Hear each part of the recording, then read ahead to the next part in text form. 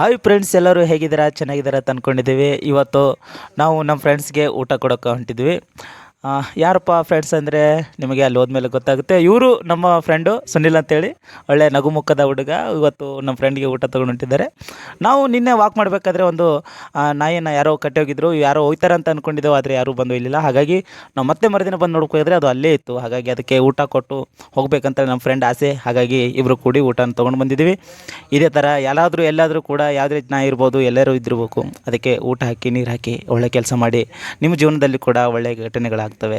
ಯಾರೂ ಕೂಡ ನಾಯಿಯನ್ನು ಕೀಳಾಗಿ ನೋಡಬೇಡಿ. ಯಾಕಂದರೆ ನಿಯತ್ತಿನಲ್ಲಿ ಇರೋ ಪ್ರಾಣಿ ಒಂದೇ, ಅದು ನಾಯಿ ಪ್ರಾಣಿ ಅಷ್ಟೇ.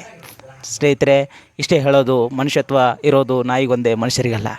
ಇಂಥ ಒಳ್ಳೆ ಕೆಲಸಗಳನ್ನು ಅದಕ್ಕೆ ನೀರು ಹಾಕಿ. ಇಲ್ಲಿ ನೋಡಿ ನಮ್ಮ ಫ್ರೆಂಡ್ಸ್ ನೋಡಿ ಎಷ್ಟು ಮಾನವೀಯತೆ ಹುಡುಗ ಅಂತಂದರೆ, ಒಳ್ಳೆ ಹುಡುಗ.